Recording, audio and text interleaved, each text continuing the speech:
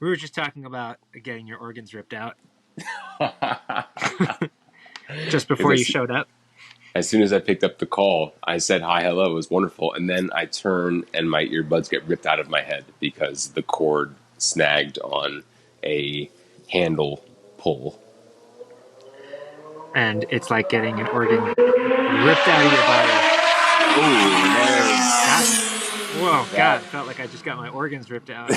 that right there, and I just closed the window. It won't happen again. That is the sound of New York City. That That really just that's happened. right. You're in New York. We're gonna get some new sound design in this episode. There's some. So whenever, as a person who loves music, whenever somebody comes and takes your headphones off while you're mid song, Ooh. it's like it's really disturbing. And I used to have this thing when I was a kid. I believed that it was bad luck to turn a song off in the middle of the song. Like I thought I had to listen all the way through the song. So for me, if like my mom said, Jeff, we got to go take those headphones off, it wasn't only like she was like ripping the organ off of my head, but she was like fracturing my belief in the universe. Wow.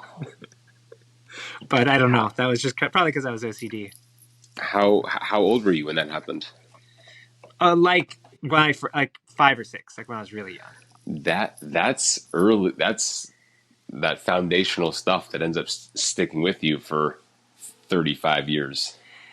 It's yeah. I was pretty young when I got into music, but I had an older brother. So my brother, even though he was 7 or 8 at the time. Well, here's the thing. So when I was a kid, and you probably have an experience that might be similar to this or different or whatever, but there wasn't a whole lot. Like kids today, like they don't have any excuse Hmm. for boredom. But when we were kids, if my mom wanted to shut us up, she would sit us down in front of the television, Hmm. and oftentimes the most flashy thing on the television was MTV. So she'd be like, "Hey kids, just watch this," and she would just and like when I was like 4 or 5, I'm like, what 4-year-old wants to watch MTV? This is terrible. This is torture. And then my brother one time said, "Hey, let's actually sit and check out some of these music videos," and that's when it all started. And I was like, "Whoa, this Mm. stuff is cool."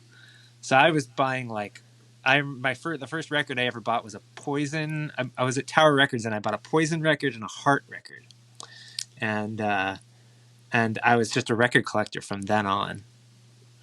And Um, this is before you're 10 years old.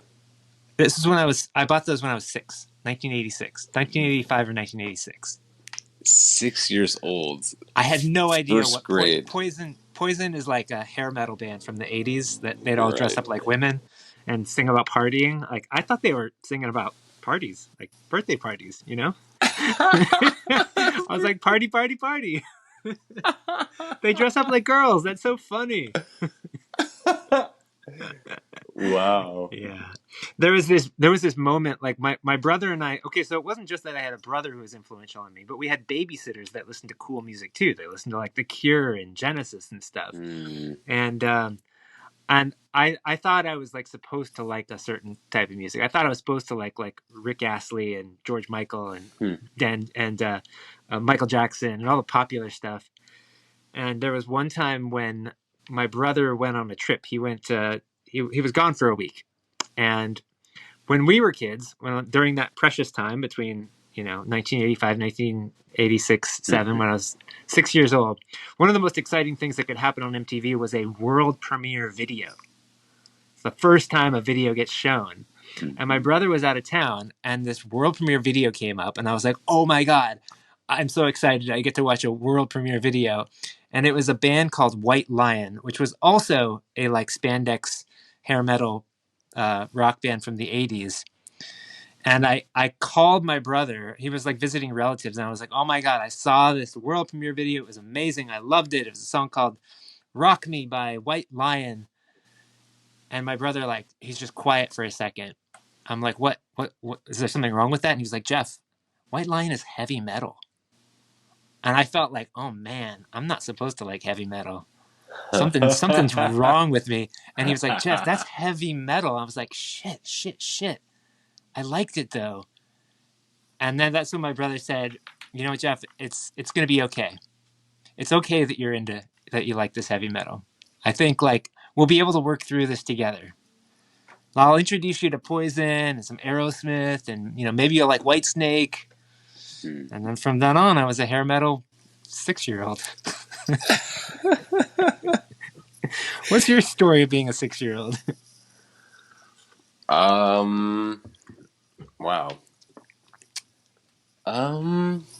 It doesn't have to be as funny and weird. No, it's being in kindergarten and first grade, a lot of like baseball cards. My uncle gave me a couple big boxes of 1990 Topps baseball cards, and I was very cool. into sorting them into piles by team and then by player, and then putting them all in the right sleeve in a big binder. You got a little OCD too. I think I got a Nintendo, the 8-bit Nintendo, when I was 6. So, trying to play games like Mario and Mega Man perfectly, and like get good at them, and kind of like mathematically be like very precise with the jumps, and trying to go for speed, and like be as good as I can be in all those games. The baseball card thing is interesting. I mean, my brother and I had baseball cards too, and I think I did that same thing where I would organize them by team, and I actually think I did that with my records too. I would like organize the records by like the year that I bought them, and then I would do this thing where like I would pit the records against each other and go song by song which songs I liked more. And I mean, it sounds like you had a little OCD too. Like growing up, it shows up in video games or collecting baseball cards. Oh yeah, Those little things kind of define us. Well, yeah, and it's like with video games, it started to get more intense. I mean, I got into like more advanced games, like role playing games on PlayStation, like Final Fantasy, for example, and it's like they got these thick walkthroughs where it's like they walk you through how to do every dungeon, beat every boss, like, and then I was very into like how much can I exploit the progress I've made in the game, right? It's like how good can I be for how far I've gotten in the game right now. And so I spent a lot of time like leveling up. Like as soon as I gained access to like a new island with some certain kind of powerful monster, it's like, or like some like big dinosaur. I'm thinking of Final Fantasy VIII in particular now. It's like I would just keep leveling up as much as I could before I moved on to the next like dungeon or boss. It's like I wanted to be as good as I could possibly be for as far advanced as I was in the game. And yeah, like learning how to get all the best equipment like as soon as possible. Yeah, I would just love to like grind. It's really weird. Like you still do it. Just love. Yeah, I mean, it's sort of defined my whole attitude toward my life and my choices in the world. You're constantly just leveling up. Yeah. You're just leveling yourself up. Yeah. When did you discover your creativity? I guess maybe artistic creativity. Yeah, it much later. I mean, as I've mentioned before, like I was pretty serious into the alto saxophone, though I never saw it as art. I had no sense of it being art. It was always. Isn't that weird? It is. Yeah. It is weird. I mean, it probably took until, man, I mean, probably like 2008, which was when I was 22. When I really started to kind of like get a sense of like my original voice, and like started like see it as art. But I mean, like it may have even been like much later, like 2010, 2011, which is really only like 10 years ago. Yeah. we cheat ourselves out of a lot because of what we think we're supposed to be. I think when we're young, I guess, yeah. it's. Yeah. I I mean, don't mean like we cheat ourselves. Like looking back, I feel like there are so many years I could have been creative that I wasn't. Because I mean, I kind of, even though I was interested in music and art when I was a kid, I never, well, you don't discover your own voice until you're in your 30s anyway, really. Like, you don't really know what that's about. But like, I wish somebody would have told me, hey, just do the weirdest thing you can with this, whatever it is, with this pencil, with this musical instrument, with this, just do the weirdest thing that you can. And then let's love it. yeah. Because you're right, learning alto sax was not not for everyone. It wasn't an art. It was a task. It was possibly a skill, something that needed to be done, kind of like a puzzle that needed to be put together. I mean, it felt good to be good at it. It felt good to play a piece perfectly and play it really well. Yeah, there was a pleasure in competence. Like I really excelled at math as well, and also Spanish language, because it's like there's a way to get it right. And I don't know, it's like almost like that was like my only salvation. It was like the only safe thing that there was is right or wrong. You get a dopamine hit from doing something perfectly too, or we're doing everything, Yeah. hitting all the notes. I mean, you definitely feel in flow, and it's like there's sort of like no better feeling than being good at something that you know is hard. Well, whether Yeah. calculus or this particular solo or whatever it is. Being good feels good, and I don't know. That was almost like my only route to feeling good, which is probably not that healthy, right? It's like all of a sudden mental health is this thing to solve just by like working hard and being good and being perfect. That's sort of has given us the disaster that we have today in the grand scheme of things. Yeah, I don't know. I was thinking about how calculus actually takes a certain degree of creativity in order to do it well, because I mean, calculus is one of those things where like, who cares about the answer? I don't even care if you get the answer right. I want to know how you got it. And like, and in order to think about how to solve a problem, you need to kind of twist your brain around and think, oh, what if we approach it like this? Mm-hmm. And I think that's a really good thing, but most people don't learn it that way. Most people learn it like, here are the steps, and it's like, yeah, so take pleasure in doing this the right way, following all the rules. Right. Find your dopamine fix in following the rules, which is exactly what the generations have taught us, right? Just Mm-hmm. follow the rules, be obedient, and everything will be okay. Well, yeah. I mean, it was known that there was a right way to do something, and I feel like I never really gravitated toward times and places and situations where there wasn't a right answer. I mean, it's funny to read back my papers, my essays from like high school and even college. I wish I I still didn't had see mine. them as like I didn't see them as creative. I was very much like on the defensive. It's like I am up against this task, this challenge, and also this reader, right? It's like I'm going to prove to you, reader, because you're the one who can judge me. Like I'm going to prove to you that I know what I'm talking about. And it's Everything very is a funny. trial. Yes, it's very funny. Like the authoritative voice I took, I was so like no fun, like which I think is like too bad because I think I'm funny in a way. I think some people disagree. Some people don't think I'm funny, which is fine.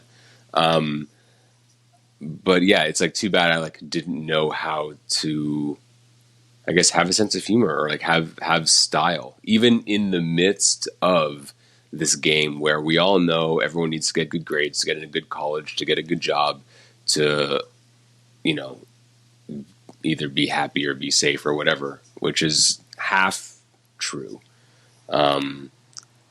Right? Like even you and I, as we kind of criticize the creator economy, it's like, well, you and I create stuff. We're original. We don't fit in the world's mold, and you have to keep going somehow. And you try, and like you laugh, but you also like take the problem seriously. Yeah. Well, how about this question? Did you find what was fun and funny about other people's work?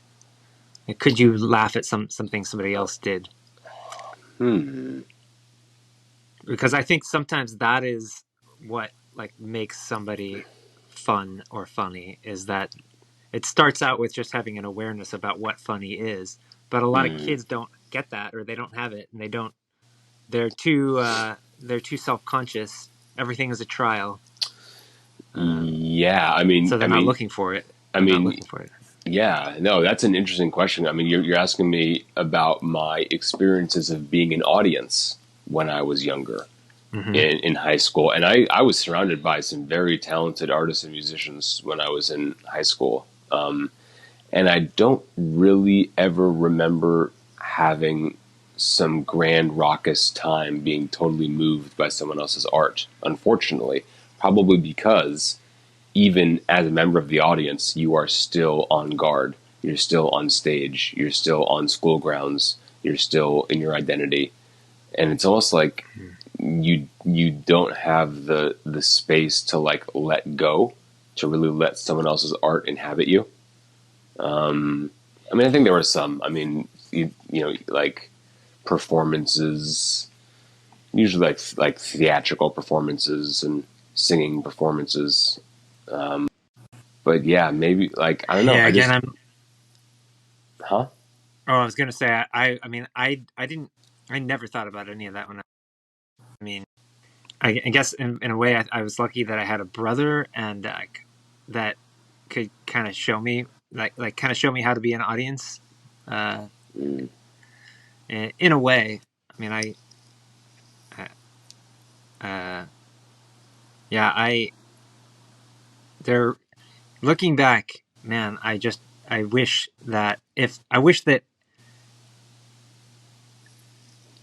there was somebody in my life who could have been a role model, but like a super creative one. Like I didn't have that. My super creative role models were like were Joseph Conrad and and and Nabokov and Dostoevsky. Those were like those were Dang. my, well, that's like what I really loved when I was in high school. I was really into Russian literature and I was really into poetry.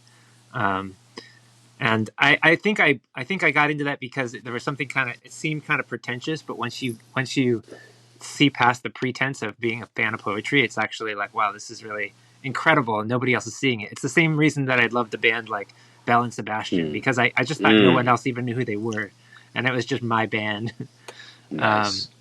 and like, it's not like the most hip thing in high school to like, love poetry.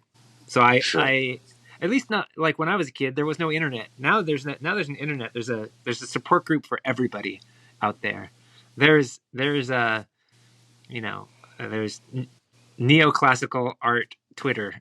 you know Hmm. there's there's yeah, and yet kids are still just as obsessed with being able to play video games perfectly. That hasn't Yeah. changed. That hasn't Yeah. changed. Yeah. I mean, it's probably an age thing, and it's like, I mean, like this persists into people's 20s and 30s, and sometimes their whole lives of like trying to be good enough, right? That like you're auditioning, like you're being judged. You know, like the mind is just so able to self doubt.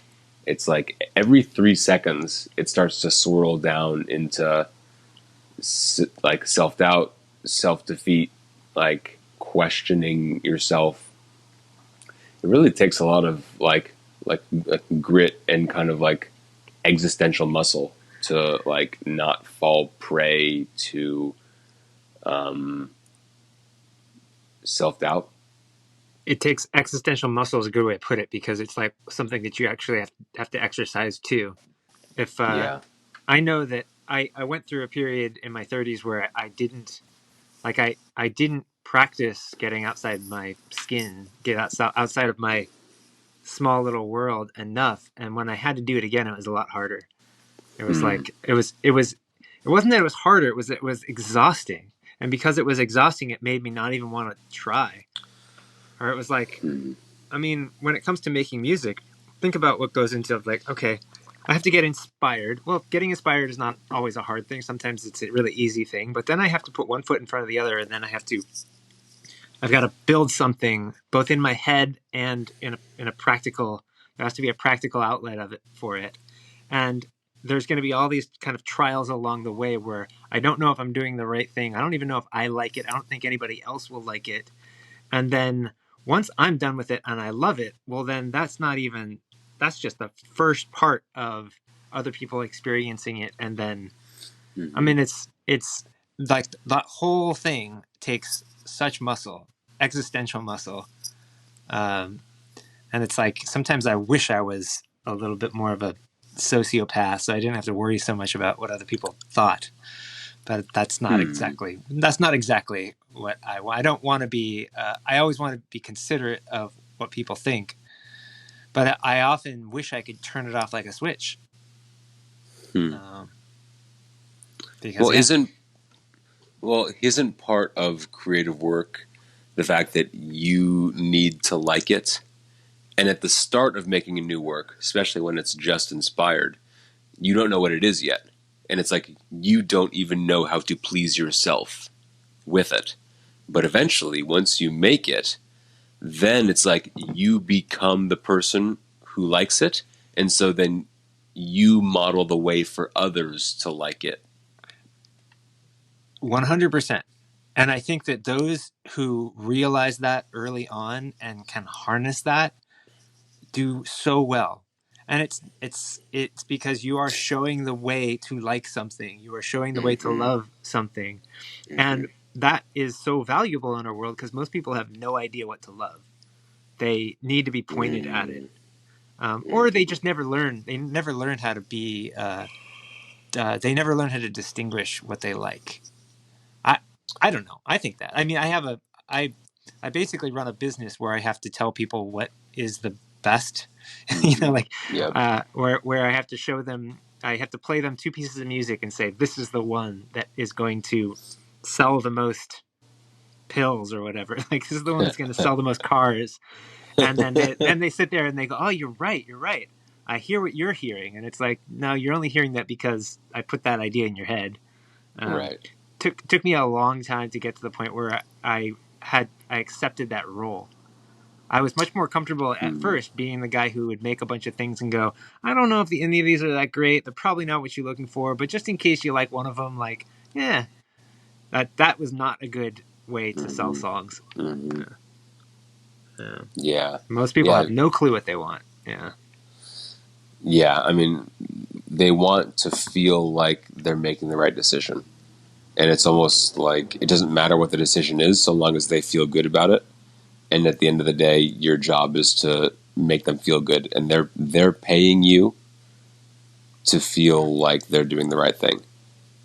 And so you have to give them you give them the confidence. You give them the words. And sometimes now here's a good question. Have you ever been dishonest in business?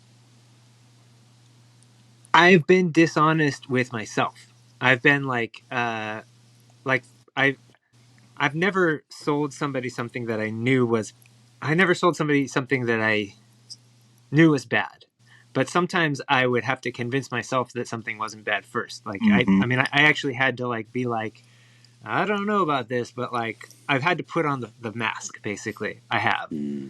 And I don't think that's dishonesty. I think that's using whatever you've got. Um like it would be really weird if somebody hired me to make some music and I came back and said, I made some things, but I don't think any of them are that great for what you want to do. I think that is not what they want to hear. That's not what I want to hear. That's not what I Mm-hmm. want to do. And even if I have a feeling that that's what the situation is, that's not what I'm going to say. So in that case, I am dishonest. Hmm. But I don't think dishonesty in terms of like I'm trying to pretend that I'm something that I'm not. You make me want to ask about how you frame the difference between a professional and an amateur. Because I've actually been rereading a book by Stephen Pressfield. I'm not sure if you ever read his book called The War of Art, but he wrote a book called Turning Pro, Mm-hmm. which is really all about the difference between a professional and an amateur. And I don't know. I mean, I wonder if those words, kind of what those words, professional and amateur, conjure for you, and kind of where you are in the spectrum. Yeah. So when I was an amateur, I'm definitely a professional now. When I was an amateur, I always thought that I wanted to be a professional. And when I became a professional, I realized that I didn't allow myself to enjoy being an amateur when I was one. I think that like when I hear those words, the thing that comes to mind is this like do I there's two ways to think about it is do I have the mastery of whatever it is that we're talking about? And then the second thing is do I rely on it as my livelihood? Like I could be the worst music composer in the world, but if I'm selling music to people, then I'm a professional and I'm making it all myself. I mean like or yeah, I'm a professional in the world. This is my role is is to create music and sound design. And so there is like the fine line is, am I charging money for this? Basically, not a super romantic way to think about what being a professional is, especially when you think of professionalism as having a sort of mastery to it. Now, I don't know what Pressfield defines this as, but that's the way I see it. And being an amateur is there's freedom in being an amateur. Like being an amateur like the word can sound derogatory. I think you're Mm-hmm. an amateur. You're not great at this. You're just an amateur. But to me, amateur means that you are. It's your leisure. It's what you want to do with your free time. It's what you would be doing if you didn't have to be doing what in front of you right now. And I think that you can be a master and be an amateur at the same time. Mm-hmm. What are you reading about in this book? I'm curious. Well, he talks a lot about the professional shows up rain or shine. You know, they do it even when they don't want to. Um, there is a bit about like duty and how you sort of have to like give yourself to the calling, and it's like if the calling doesn't go away, your only choice is to turn pro, and that just means you just need to close the gap between where you are and there, and it's like Yeah. that means like you just need to keep trying and failing because it's like you need to figure it out. There's no other choice but to find a way to make your livelihood doing this thing. Mm-hmm. And so you just have to find a way to stay alive and keep doing it and keep trying and keep failing, right? And Yeah. it's something I, I need to do more of, and try to launch a business and have it fail, or try to pitch a client and get ignored. Like right. I need to do more of that because I need to get rejected more. I really haven't let myself be rejected because I haven't really tried to land somewhere. I've always just kind of put stuff out and kind of done my thing and like let people come. And yet I'm still talking about the same existential problem of like, well, what if not enough people come? What am I going to do for money? It's like, well, Yeah. no one can care because they're all worried about their own money problems. Right. Yeah, I guess um,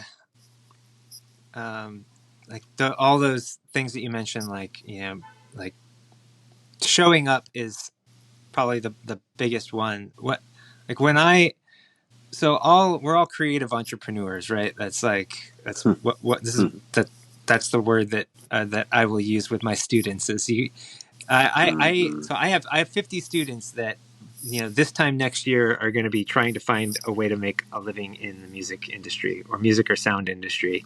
And one of the things that I am so honest with them about is that they have to think of themselves as entrepreneurs.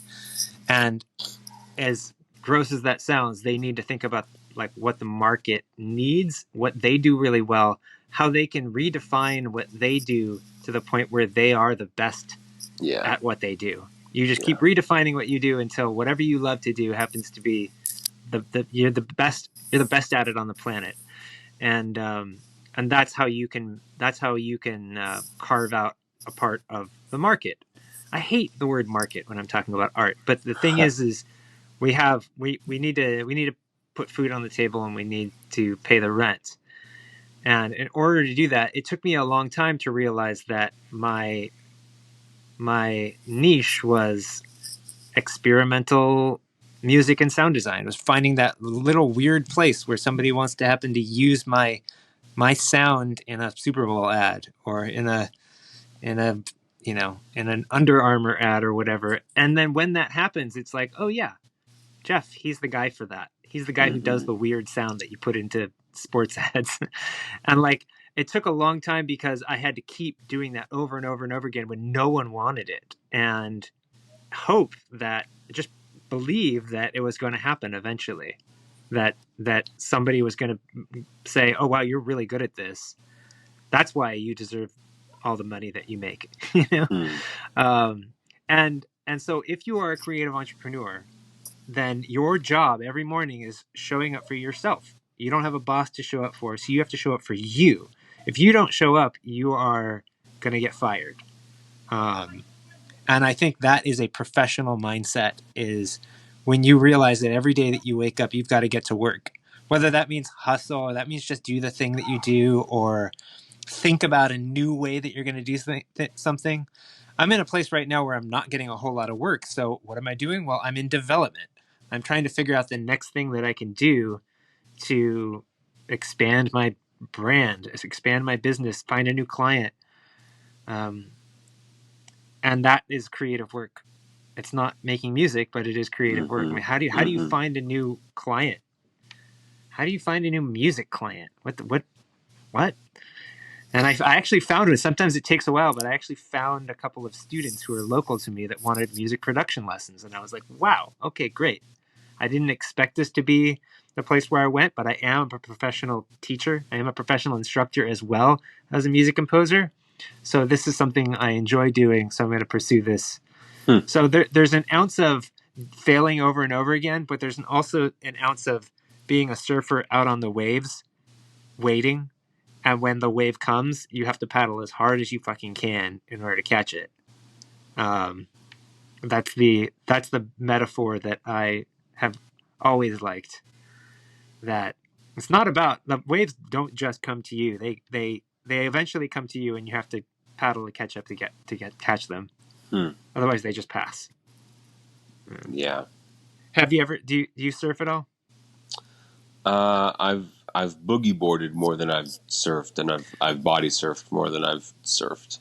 Well, it's kind of a similar thing when you're boogie boarding. You're sitting out there waiting for a wave, and then you start to see the wave, and you start to think, "Is this the one? No, this isn't the one. Is this the one? Yeah, I think this is the one. Is this the one?" And almost at the point where it's too late, you have to go, "Oh shit, I got to paddle to get this." Yeah. And like that's what a lot of being a professional is. It's like, okay, I'm I'm going after something that I believe is going to happen, and I see it sort of coming, but it's not exactly right. But is it right? But is it not exactly right? And then at the last minute, you have to grab it. You have to grab it. And I am not a super executive person. I don't really like making big decisions. I mean, who does? But I would much rather be able to do everything than have to choose one thing. And I think a professional also makes decisions that are hard. I mean, you made a big decision recently where you up and moved to New York City. Yeah, It's an executive decision. Yeah, I mean, it didn't seem like a hard decision. Yeah, I mean, I think every so often in life there's a move. Um, I mean, yeah, the choices I usually make are very much like on the page in my head, and like my life remains pretty stable. But every so often, I can operate on the bigger level of being like the creative director of my life, and like actually like make some moves and like make, you know, personnel decisions or infrastructure decisions. But yeah, I'm sort of most comfortable sort of in the weeds of paying attention to my thoughts rather than more like doing physical things, like getting things done. I'm really not a big like getting things done guy. Um, You aren't? no, not no. I mean, I can't remember the last time I like made a list of things to do and then did them. Like, I'm Well, probably not, you had a regiment for a long time where you would wake up in the and morning I and still write, and then you do. do this, and yeah, Yeah, so you're I getting mean, things done. yeah. I mean, I don't know if writing really counts as doing. Okay, writing doesn't count as doing. It's That sort of like amateur mindset. it's sort of the opposite of it's sort of like the opposite of doing. I don't know. I mean, I never. Oh man, this is a mess. Yeah, it's like I don't know. You know, there's a poet I like. A lot of people don't like Charles Bukowski. On his grave, he has the words "Don't try." I like that phrase a lot. Sort of related to this guy named Guy Debord, who is a French situationist, um, and also involved in something I'm forgetting. Anyway, he said never work. So if we can take "don't try" and "never work" and Hmm. essentially insist on only doing what comes out naturally and what feels right, so that it doesn't feel like work. It feels like play. It feels like discovery. It feels like adventure. I sort of stick in that mode, and like in a sense, I rather than like, oh, I need to go like make a landing page and go like find five clients to pitch. It's like no. I'm just going to actually triple down on the rage and fury of not getting paid I see. and write about not getting paid. If that's all I have to write about, I see. then I'll just try to burn the page out. Burn like burn whatever that thought is, like burn it all the way down to the bottom. And I just trust that explosion of like rage, fear, shame, anger, desire. At least you're writing. At least this isn't just stuff that happens in your head and that stays there. I couldn't live like that. Yeah. Because I mean, like when I think of the like how those things work in my life, like okay, I gotta around and like pitch to a bunch of new potential clients tomorrow, or do I cold email some of these people when I really just want to pick up my guitar and strum it? Hmm. When I pick up my guitar and strum it, I don't have I don't always have a song at the end of that I can play back, but you always have something that you can read. That's true. Yeah, the thing about writing is it stays there, and it's like no matter how right like at the end, you know, it's like if you come talk to me at 2:30 p.m., which is usually a good time for me because I've usually burned a pretty good few hours, and like you might ask me, it's like, what'd you do today? I'm like, I don't know, I don't remember. Don't ask me. Probably nothing. But then I look back and it's like, oh, like damn, like I had some pretty interesting thoughts. And it's like the more you have, it's Mm. like the more you have, the better they are, and also like the quicker you forget them. And so it's like sort of like really really good to just like write so much good stuff that you like forget that you did it. Then you look Hmm. back, it's like, oh yeah, like that does sound familiar to like the kind of mood I was in. And I think that's like a magical thing. And I'm, you know, but I'm also not that good at like valuing my own stuff. I'm very bad at managing my career. I'm very bad at like, yeah, I really need some help with strategy. And I don't know if I need to become this person for myself. And it's like, you know, my conditions won't change until I change. Like, I might just need to keep failing and like being mad at my lack of success in order, and then that's going to spawn me to like somehow become my own steward and like do it myself. But I also think it's kind of stupid to like try to do it yourself, right? That like I'm alone against the world trying to bring this thing out of me. I don't know. I need to be also be better about asking for help and letting people help. Right? There's plenty of people who I think would help me with editing if I could do something more than here's a 6,000 page PDF. Go pick something. Yeah. Like I probably need to be a better manager and a better community manager of my own friends and readers. I need to be a Or better, and it's funny because you I've could, been community manager twice on my resume, which if I've only you could tap into wrote that about. baseball card collecting 7-year-old Well, what's that funny is would edit for you. I think I do. I mean, because you know how I have tweets stored away in lists, and Yeah. like I very much treat ideas like baseball cards now. And You treat ideas like baseball cards. That's her title. but like it's true. I mean, what am I but a the administrator of some vast network of tiles? That's really all I do when I log onto my laptop. Is I am yeah, it's just like a bunch of stacks of cards, and it's like, well, what am I going to turn over to whom? So that's like now I've kind of gotten to more like the show and tell kind of mode of like it's more about the other person's experience of me showing them something.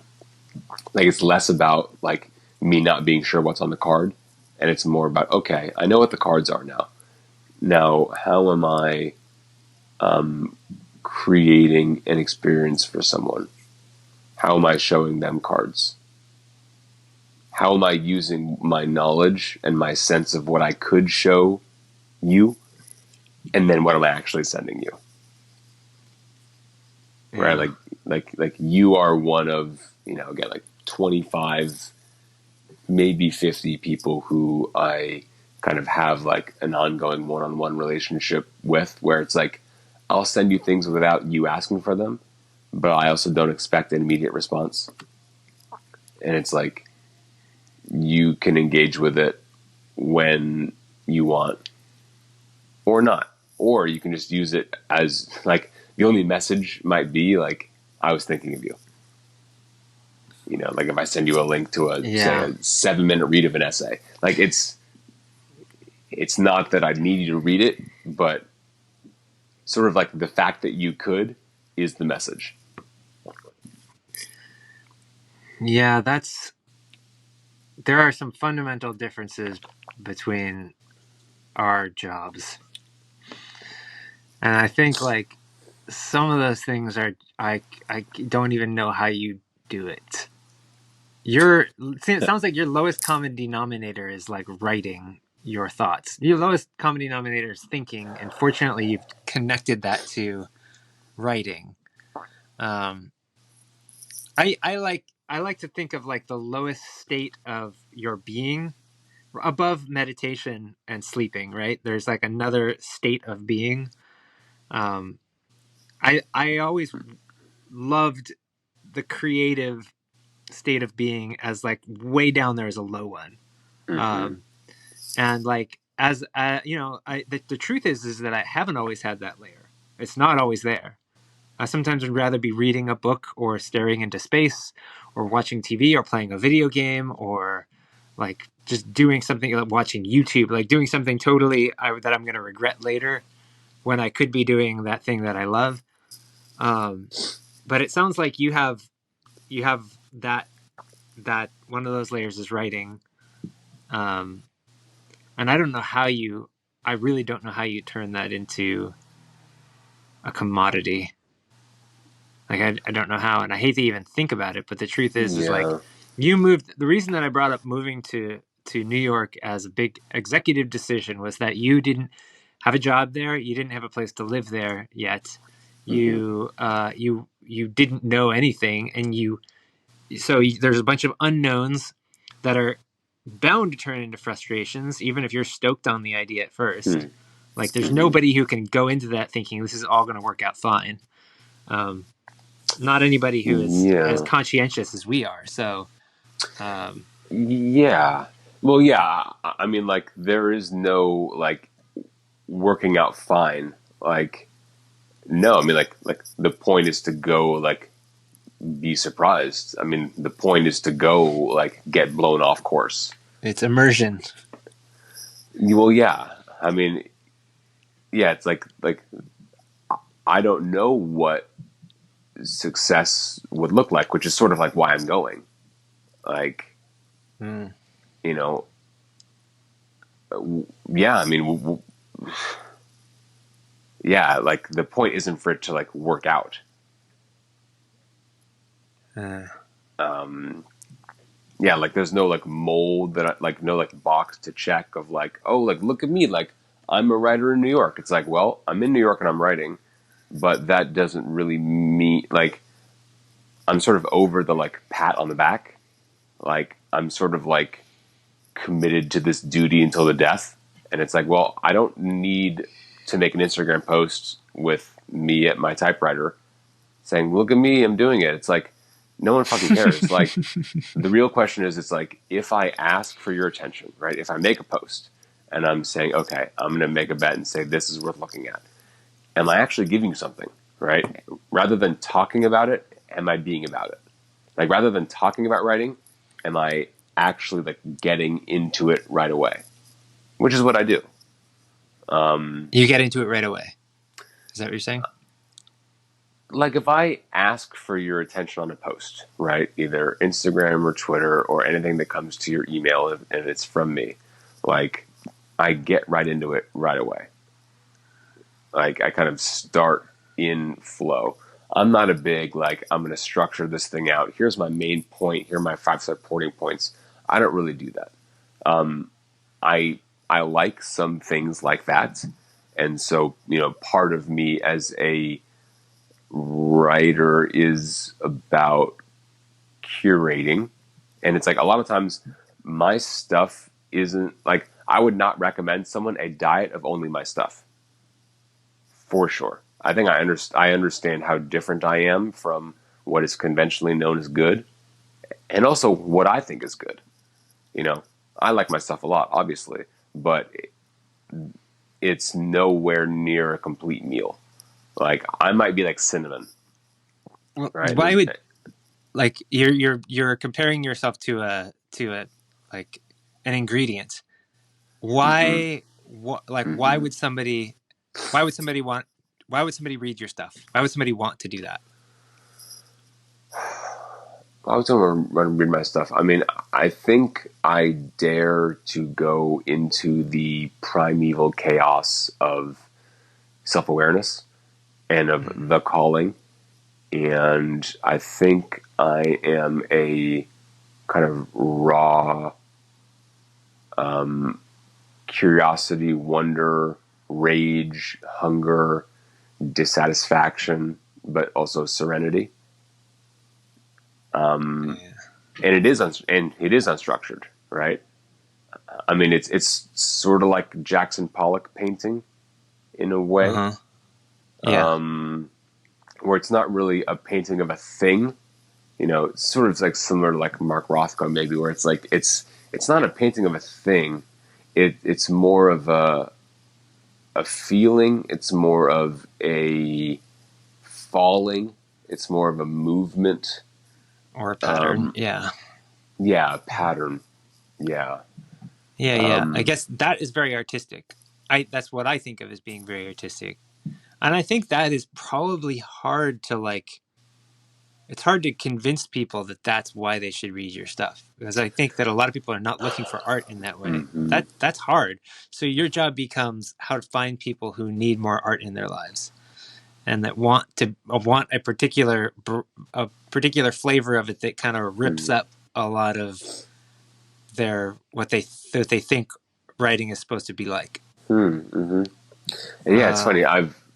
I've never really tried to reach people beyond people who know me, right? Like I think the only people who read my stuff are people who know me, because I haven't really tried to like label myself and promote myself, which I guess is a mistake. But it's also, I mean, again, like I just turned 35. I think that's still, I mean, again, that's still young. I've spent a lot of time in art museums the last like week or so, and they keep saying like 45 is a young artist. And that's nice. It is nice, isn't it? It's a nice thought. Well, I mean, I don't see why not. I think Yeah. age is one of those things. Age, for some reason, tortures artists. It tortures us. When I played with Reagan in Physical Forms, he even wrote a song called "Dead at 31," and this was like right before he turned 31. He was a rapper, right? So he was like thinking like, I can't be an aging rapper. Like aging rappers either become billionaires or they just fall off the face of the earth. And so he had this complex about his age, and I did too for a little bit, until I realized that one of the saving graces of our careers, our lives, whatever you want to call it, is the fact that we are part of a generation that is huge. There's a lot of millennials, and I think our generation is going to define what an appropriate age is for anything for a long time. I mean, I started listening to I think I sent you a couple MP3s, or I sent you a couple links to some music that I was listening to recently that sounded pretty youthful. And when I looked at how old the guys that were doing it, they're like in their 40s. And I was like, wow, I guess no one really cares about age, because why should they? Why should they care? Why would age have anything to do with whether somebody likes a song? And then when it comes to writing, why would anyone care how old? I mean, the only reason that they would care is if they felt it related to them or not. If you are writing something as a 35-year-old and there's a 21-year-old reading it and they think this just sounds like it was written by somebody who was 35 and old, like that would be something that might turn somebody off. But how many people are going to be thinking that? Most likely when it comes to art, I don't think that age bleeds through that way. I think we become masters at doing whatever we do the most, whether it is write words on a piece of paper or put notes in front of each other and behind each other. We become masters at that in ways that people who are in different generations or ages they just don't notice, they don't see. But I do think that because there are so many millennials, well, we're going to get to be young for a lot longer. Yeah, I think you're going to find that by the time you're 45, like you're going to probably still feel pretty youthful, and like you're still going to be able to write something that a lot of people will read and like, if you choose to write stuff that people will read and like or not. I don't know. That's another question. I think I've asked you this before, but do you ever write to entertain? Are you ever thinking about entertaining, or does that spoil it for you? No, I mean, like today I wrote a post on my Patreon page, which actually you probably got as an email. And I think I have a sense of how I can entertain others. Yes, I do. I'm coming to see myself more as an entertainer, sort of like a court jester, the fool. Like I sort of like, like I'm happy to like share my personality with others, and even like make my kind of. I often like give over dramatic flair to my downfall and my problems and my desperation and my troubles. Like I'm happy to entertain others with my own dramatic rendering of my own situation. And I think it is funny because I sort of am like trying to laugh at myself. And it's like, how ridiculous are my fears? They're so ridiculous. How ridiculous is my overthinking? It's absurd.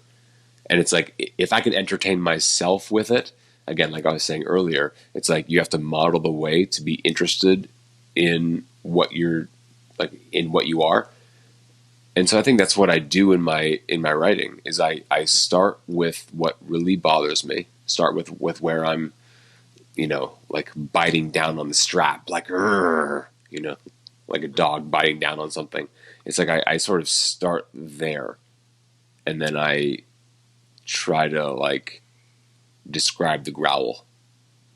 Like I want to I want to explicate my anger and frustration, and if I can do that, it'll lead somewhere interesting. One of the things that I'm trying to do with my music is I'm trying to find more places in life, find more situations where somebody is like listening to something that I've made or viewing something that I've worked on and going, "Oh yeah, I like this. I like this. I love it." And sometimes those situations are so different from what I expected. Um, like I mean, I notice it all the time with music when like some of the most popular stuff that I've ever written, people liked not because it was music that I wrote because I thought it was fun and funny. People liked because they thought it was emotional and serious, for Hmm. instance. And like to me, that's what I'm looking for. I'm looking for those situations where like somebody sees something that I didn't see in my own stuff, Yeah. um, and that's really hard. It's really hard if you're not putting your stuff out there all the time. Um, Yep. Yep. I mean, it's like here's where we go back into quantity over quality, where it's like it's good to be so prolific that you don't recognize yourself, and that's when you can yeah, really get into becoming what you wouldn't otherwise let yourself become, right? Like when I get writing, it's like I get swept away and swept up in what I might actually believe. And again, I go back to the poet T.S. Eliot in one of his 1919 essay, Tradition and the Individual Talent, which was a very famous essay at the time, where he says that the progress of an artist is continual sacrifice of what you are for what you might be.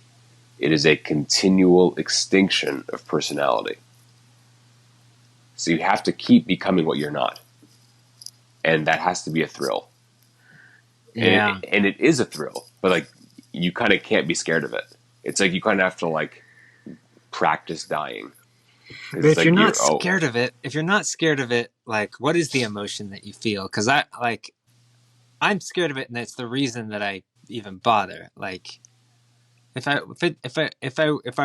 there was not some fear, I don't know. I guess maybe I would just do it for the love. I guess love isn't it's a yeah. different feeling. Well, I mean, fear and love are the two dominant emotions. Um, yeah, I mean, it feels like being chased by a bear. I mean, anything that I write is because I'm being chased by a bear. I see Um, us I see us, and like maybe this is not a bad place to end things as soon as I get your comment on it. But I see you and me as two artists that we're always struggling in one way or another, and we're always kind of doing the same thing, but we have different. There's really only one hurdle in front of you at a time. I think that. I mean, hmm, there could be 100 hurdles, but you just have to hmm, get over the next one. hmm. And I feel like our hurdles are sometimes a little bit different. Um, and I know that my hurdle right now is is that fear, or it's the I guess it's the fear of it's the fear that I won't love the first thing I do. I guess that's what it is. It's the fear of because I mean, why am I not making music all the time? Why am I not doing it? Because I love doing it. I love hearing my own music. I love I love the puzzle of it. I love the creative aspects of it. It makes me feel good. It's all I want to do. I don't want to do anything else. Like my wife wants to go to the beach. I don't want to go to the beach. I want to sit home and make music. Like that's all I want to do. And sometimes when I'm home, I can't do it. I'm just not. No, it's not happening right now. I can't do it. I'd rather sit here and do nothing than go to the beach and not Right. have the chance to make something that I love. And I wish that's a problem, because that's a mental problem I have, because I should be able to tap into that creativity that I love about myself anywhere in the world. I should be able to do that at the beach, basically. I shouldn't need to hurt myself. I shouldn't need to force myself not to do fun things. I should be able to uh, yeah. I think that's one of the things that I am struggling with right now. But you are struggling with a very different thing. Yeah, I mean, being able to take your show on the road, I think, is important, and like being able to go on like a beach vacation and then like make some music, like It doesn't even need to be music. It could be anything. right, yeah. I mean, it also sounds like you judge yourself too harshly for because you're not doing what you think it's supposed to be, How I right? spend my time. Yeah, how I spend my time. Like writing down notes, staring out the window, like that's actually like productive, right? Like You're right. Yeah. I don't think like it's not like you're procrastinating, but it's like, you know, say like you're allowed to say I'm gonna go make music for 5 hours and go in and do fucking nothing and come out. And I think that's actually more transformative than anything else. Because it's like you need to sit with the fact that you don't know what's worth hearing. You have to sit in it, though. You actually have to sit in it. Yes, You can't yes. watch cat videos on Instagram or whatever. You know. I don't think so. I don't think, unless you're doing, I mean, I'm in a really fucked up place if I've rationalized how watching cat videos are going to help me as an artist. Well, I mean, it all Unless I'm making depends. art, unless I'm making cat videos. Well, Sometimes I am. I mean, it all depends on what you see, right? Like, it's not what you're looking at. And I think the painter, either Mark Chagall or Mark Rothko, said it's not what you're looking at; it's what you see.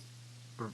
So it doesn't matter that it's a cat video, because there's as much beauty and truth in a cat video as there is in a plaid shirt, as there is in a burning candle, as there is in a violin, piano sonata. Like cat video is not exactly that's not the example. The example was like, if I'm going to tell myself I'm going to make music for 5 hours, and I go into the room, and instead of doing that, I mindlessly preoccupy myself with something else, it's not productive. I don't think. Well, why is it mindless and why is it preoccupied? Like why aren't you occupied with the Infinite cat video? scrolling. I think infinite scrolling is counterproductive for me. I think it's one of the things that I realized. Man, I just spent a lot of time doing something that I don't even remember what I was doing, and there's nothing even to show for it.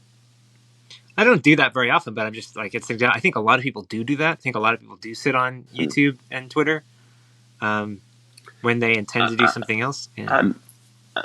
Yeah, and it's like maybe it's different for me because like reading is such a part of it, where it's like being on Twitter. That's never mindless. I mean, like that's me encountering other people's performance.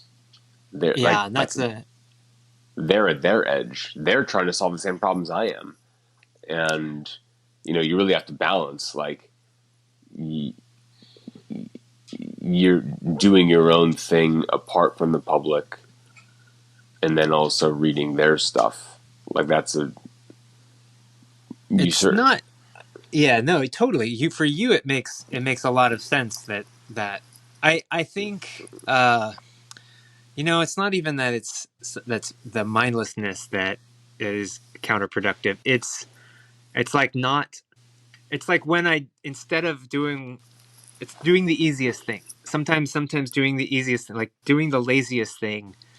You know, for instance, like if I'm gonna do it, if I'm gonna waste time, quote unquote, waste time by doing something unproductive, I hope that I'm listening to records. I hope I'm just sitting there listening to records because that's very, very productive for me. Yeah. Um, and for you, being on Twitter is very productive too. You're reading and you're seeing. You are seeing. Yeah.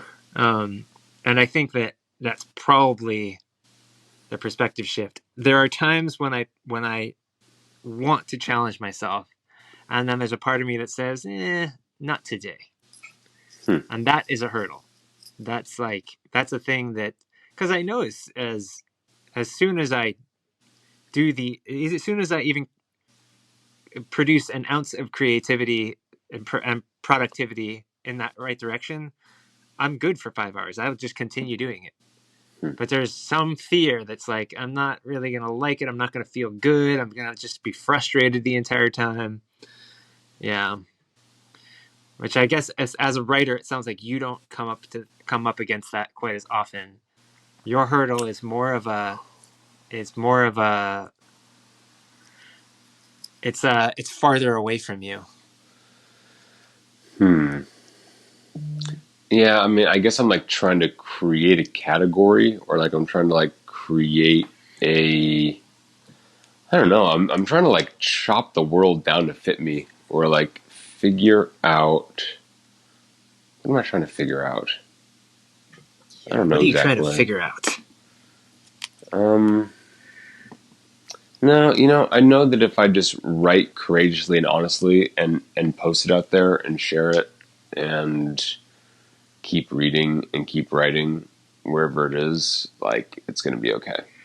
Even if Do it doesn't you, make sense on paper, it's going to be okay when you because get, yeah, because the sorry. world because the world is changing, and I know that I am writing what my generation really believes and what's really going on. Like I think I've got my fingers on the pulse of the real anxieties of people right now, and so I think the more real and honest I can just write what hurts and what scares me and what I think,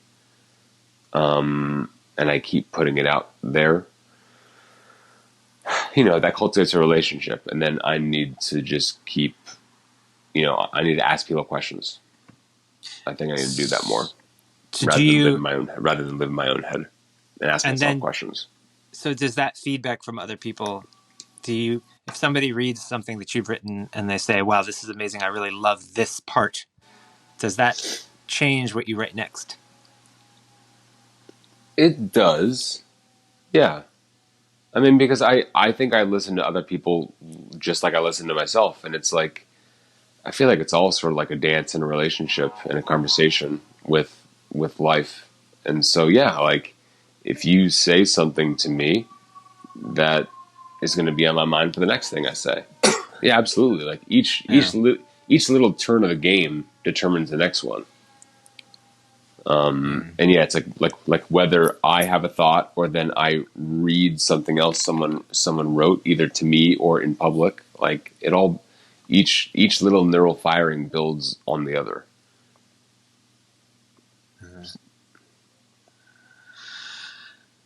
Wow, man, quite a conversation. Yeah, thank you. It had been a few weeks, and I am very pleased to do it again. And I forgot what number we're at. Maybe 23, something like that. 23, and it's kind of a new season, kind of. Yeah, yeah, We are now bicoastal. yeah. Um, New York, California. We live in different time worlds. Mm-hmm. I live in the time world where we sleep all day, and you live in a shoebox. Yep. I like my shoebox. New York is, I've never lived in New York. It sounds like a crazy place to be a creative person. I would have Yeah. loved to live in New York. I wish that I had spent like a year or two and lived in New York just so that like I got the experience But I traveled through New York a lot, so been I've been there so many times, one day at a time. I've spent many 1 or 2 day trips in New York. Well, 45 is still a young artist. You still have Hard time. to be sober. One reason I never went back there is because I got sober, and I realized how hard it would be to be sober in New York. But yeah, I should come back and visit. That'd be fun. All right, everybody. Thank you for listening. Thanks very much for listening. Thank you so much.